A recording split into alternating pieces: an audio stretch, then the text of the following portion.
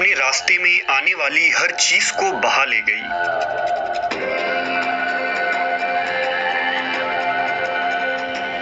پوری دنیا جیتنے کے خواب کو لے کر نکلنے والی بھیڑیا صفت قوم، جس نے دنیا کی سب سے بڑی سلطنت قائم کی۔ میں اپنے جد چنگیز خان کے نقش قدم پہ چلتے ہوئے پورے جہان پہ اپنی حاکمیت نافذ کرنا چاہتا ہوں۔ کوئی بھی طاقت مجھے روک نہیں سکتی۔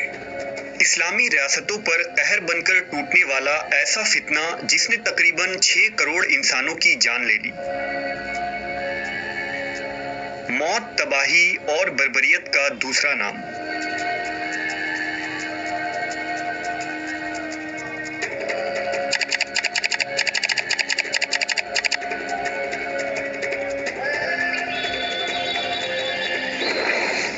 حضرت نوح علیہ السلام کے زمانے میں طوفان نوح کی وجہ سے دنیا غرق ہو چکی تھی اور تمام لوگ اس طوفان میں ہلاک ہو گئے، سوائے وہ جو حضرت نوح کی کشتی میں سوار ہوئے تھے۔ ان بچ جانے والے چند لوگوں کی وجہ سے ہی اللہ نے دنیا کو دوبارہ آباد کیا۔ دراصل حضرت نوح علیہ السلام کے 4 بیٹے تھے، سام، حام، یافس اور کنان۔ ان میں کنان کافر تھا، لہذا وہ کشتی میں سوار نہ ہوا اور سیلاب میں غرق ہو گیا۔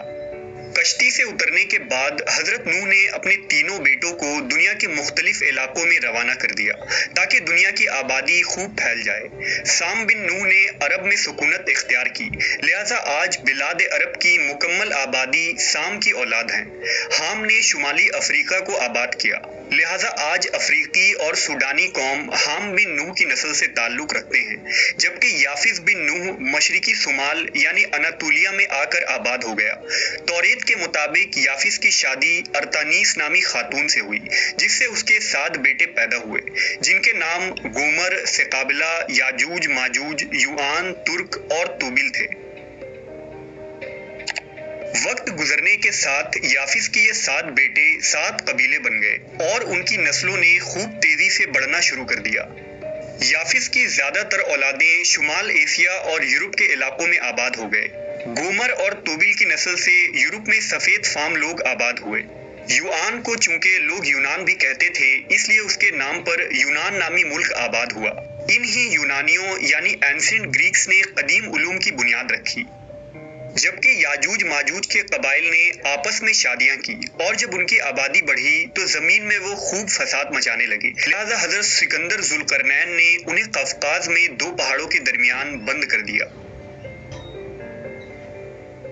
کی نسل سے یورپ میں سفید فام لوگ آباد ہوئے۔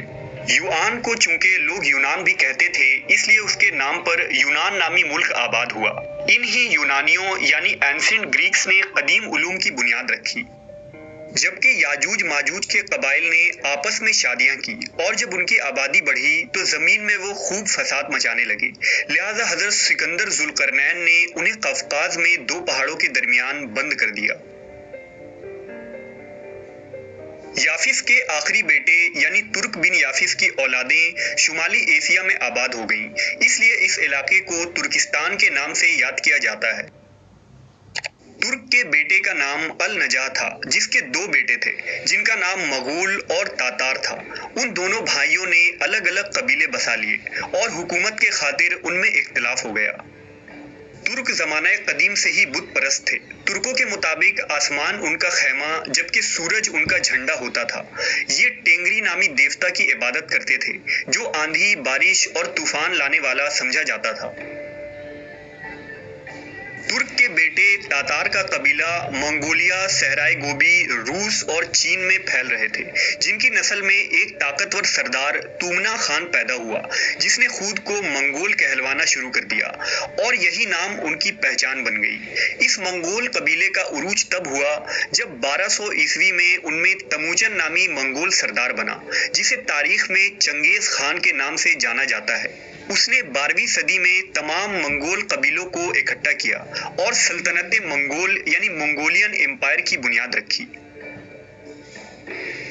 چنگیز خان نے بہت جلد چین، سائبریا، اسٹیپ اور روس کے علاقے فتح کر لیے۔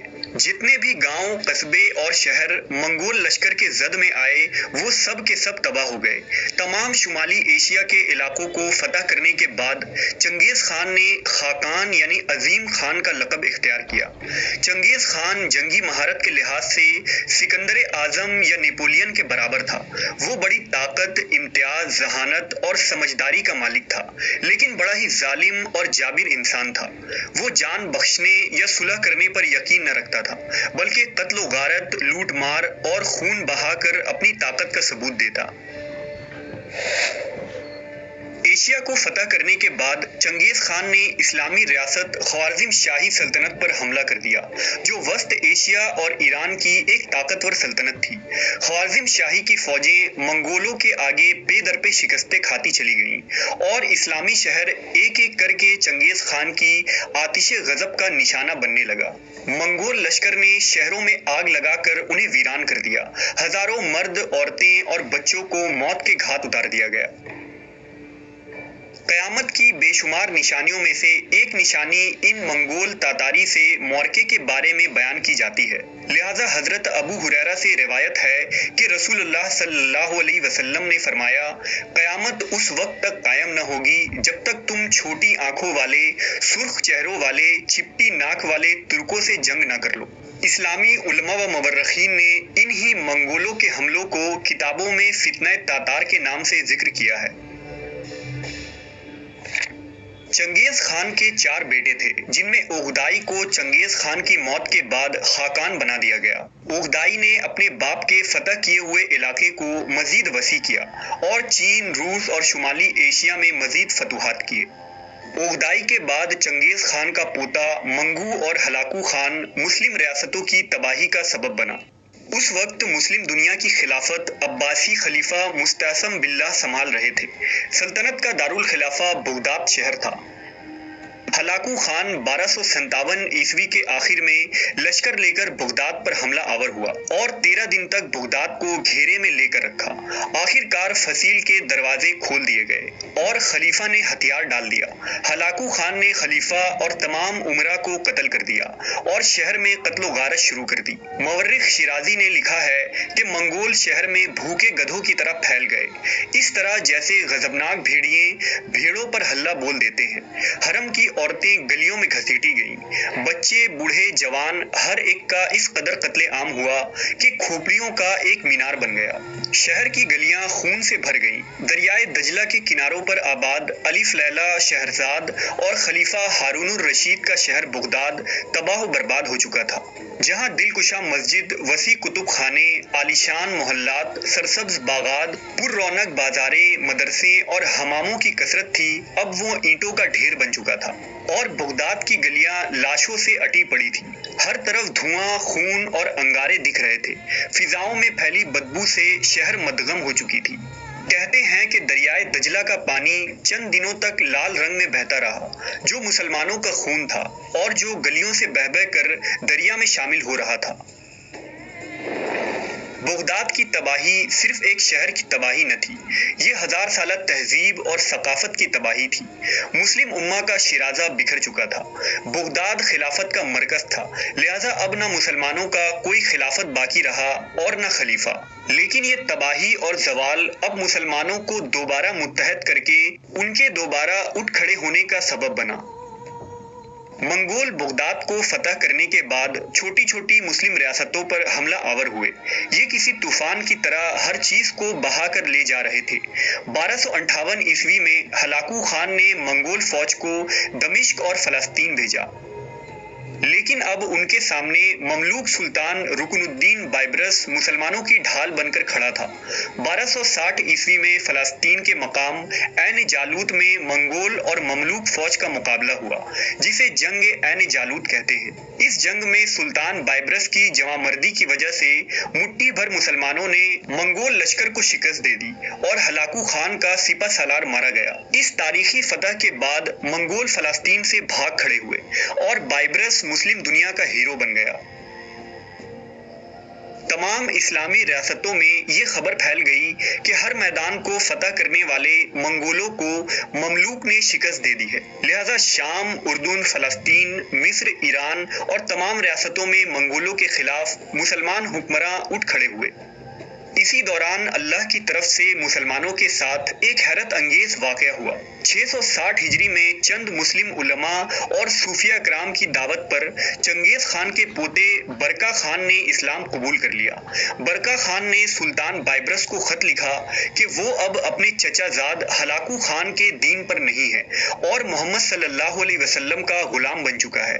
وہ مسلمانوں کے ساتھ مل کر منگول سلطنت کے خلاف جنگ کرنا چاہتا ہے۔ یہ خبر سنتے ہی مسلم دنیا میں خوشی کی لہر دوڑ گئی۔ سمرقند اور بخارا کے جوک در جوک مسلمان برقع خان کے لشکر میں شامل ہونے لگے۔ یہ اسلام لانے کی طاقت ہی تھی کہ برقع خان ہلاکو کے سامنے کھڑا ہو گیا تھا۔ حالانکہ چنگیز خان کے قوانین کے مطابق منگول کبھی آپس میں جنگ نہیں لڑ سکتے تھے۔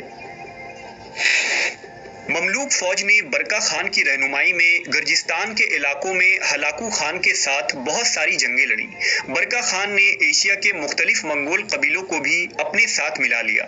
اس طرح منگول خود دو گروہ میں بٹ گئے، ایک اسلام دوست منگول اور دوسرے اسلام دشمن منگول۔ ایک طرف جہاں تاتاریوں نے اسلامی ریاستوں کو تاخت و تاراج کیا اور مسلم امہ کے لیے فتنہ ثابت ہوئے، وہیں دوسری طرف انہی تاتاریوں یعنی منگولوں کے بھائی، خونی رشتہ داروں اور ان کی اولادوں نے اسلام قبول کر کے مسلمانوں کے محافظ بن گئے۔ جیسا کہ اس ویڈیو کے ابتدا میں ہم نے دیکھا کہ ترک کے دو بیٹے تھے یعنی مغول اور تاتار۔ مغول تاتاریوں سے الگ ہو چکا تھا اور اپنی علیحدہ ریاست قائم کی تھی۔ مغول کی اولادوں کو اللہ نے ہدایت دی اور اس کی نسلوں میں سے سب سے پہلے اوغوز خان نے اسلام قبول کیا۔ وہ اپنے 6 بیٹوں اور 24 پوتوں کو لے کر منگول قبائل سے الگ ہو گیا۔ اوغوز کی نسلیں خوب پھلی پھولی اور ان میں بھی کئی قبیلے پیدا ہو گئے۔ ان میں ایک بہادر اور بے باک قبیلہ کائی قبیلہ تھا۔ اس قبیلے نے مشرق کی طرف ہجرت کی اور سلجوق ریاستوں میں سکونت اختیار کر لی۔ اس وقت اس قبیلے کے سردار سلیمان شاہ تھے۔ سلیمان شاہ کے بیٹے ارطغرل نے کائی قبیلے سمیت دوسری ترک قبیلوں کو اکٹھا کیا اور برقع خان کی مدد حاصل کر کے سوغوت کے علاقوں تک پہنچ گیا، جہاں سلجوق حکمرانوں نے اس کی مدد کی۔ ارطغرل نے منگول لشکر سے بہت سی لڑائیاں لڑیں اور اوغدائی خان کے سپاہی بائجو نویان کو موت کے گھاٹ اتارا۔ کائی قبیلے کے اس نڈر اور طاقتور سردار کے بیٹے عثمان غازی نے خلافت عثمانیہ کی بنیاد رکھی اور انہی ترک عثمانیوں نے 600 سالوں تک حکومت کر کے مسلم دنیا کی قیادت کی۔ بائجو نویان کو موت کے گھاٹ اتارا۔ کائی قبیلے کے اس نڈر اور طاقتور سردار کے بیٹے عثمان غازی نے خلافت عثمانیہ کی بنیاد رکھی اور انہی ترک عثمانیوں نے 600 سالوں تک حکومت کر کے مسلم دنیا کی قیادت کی۔ وہیں اوغوز قبیلے میں سب سے پہلے مسلم حکومت ایک اوغوز سردار سلجوق نے قائم کی تھی، جسے سلجوقی سلطنت کے نام سے یاد کیا جاتا ہے۔ ان میں تغرل بیگ، الپ ارسلان، ملک شاہ جیسے عظیم فاتح پیدا ہوئے، جنہوں نے مسلم دنیا کو ایک مرکز پر جمع کیا اور لمبے عرصے تک امت کی قیادت کی۔ اسی طرح ہم نے دیکھا کہ تاتاری منگول کا سب سے پہلا سردار تومنا خان تھا۔ منگول سردار تومنا خان کے ہاں جڑوا بیٹے قبل خان اور قاجولی بہادر پیدا ہوئے تھے۔ قبل خان کی نسل سے چوتھی پشت میں چنگیز خان تھا اور دوسرے بیٹے قاجولی بہادر کی نسل سے امیر تیمور پیدا ہوا، جو 14ویں صدی عیسوی میں ایشیا کا سب سے بڑا مسلم فاتح تھا اور جس نے تیموری سلطنت کی بنیاد رکھی۔ تیمور کی چھٹی پشت سے فرغانہ میں ظہیر الدین محمد بابر کی پیدائش ہوئی، جس نے 1526 عیسوی میں ہندوستان میں مغلیہ سلطنت کی بنیاد رکھی، جو تقریباً 300 سالوں تک ہند کی سرزمین پر پورے آب و تاب کے ساتھ چمکتا رہا۔ دراصل مغل منگول کی ہی بدلی ہوئی شکل ہے۔ منگولوں کے عرب ممالک پر حملوں اور قبضے کے بعد لفظ منگول مغل میں تبدیل ہو گیا اور یہی نام ہندوستان میں مشہور ہوا، جبکہ مغل شہنشاہ خود کو تیموری ترک بھی لکھا کرتے تھے۔ منگولوں میں 1280 تک منگو خان، اس کی اولادیں، ہلاکو خان کا پوتا تکودار آغلن اور چغتائی کی اولادیں مسلمان ہو گئیں۔ خاقان منگول کے بڑے بڑے سردار اسلام قبول کرنے لگے اور 1304 عیسوی تک ازبق خان کے اسلام لانے کے بعد پوری منگول حکومت اسلام میں داخل ہو گئی اور انہوں نے اپنی ریاستوں میں اسلامی قانون کو نافذ کیا۔ وقت گزر جاتا ہے، انسانی فطرت میں سونا، جاگنا، کھانا پینا، چلنا بیٹھنا اور ماضی کو یاد رکھنا شامل ہے، لیکن گزرے وقت کو بھول جانا بھی انسانی فطرت میں شامل ہے۔ اگر انسان گزرے وقت کے دکھ اور پریشانیوں کو نہ بھول سکتا تو جینا اور مستقبل کا سفر مشکل ہو جاتا، لیکن تاریخ کو دہرا کر اس سے سیکھے گئے سبق کو یاد رکھنا ہی تاریخ کے مطالعے کا اصل ہدف ہے۔ ہم نے تاتار کی آندھی اور مسلمانوں کی تباہی کے اس تاریخ میں دیکھا کہ کس طرح تاتار منگولوں نے بغداد اور اسلامی ریاستوں پر قہر بن کر نازل ہوئے، لیکن پھر انہی تاتاریوں کی اولادوں نے وسط ایشیا میں تیموری سلطنت، اناطولیہ میں سلجوق اور خلافت عثمانیہ اور بر صغیر میں مغلیہ سلطنت قائم کر کے اسلام کی حفاظت کی۔ اسلام کے سب سے بڑے دشمن تاتاروں نے مسلم ریاستوں کو فتح کیا، جبکہ خود اسلام نے ان تاتاریوں کو فتح کر لیا اور وہ اسلام کے محافظ بن گئے۔ جیسا کہ علامہ اقبال نے کہا ہے، ایاں یورش تاتار کے افسانے سے، پاسباں مل گئے کعبے کو صنم خانے سے۔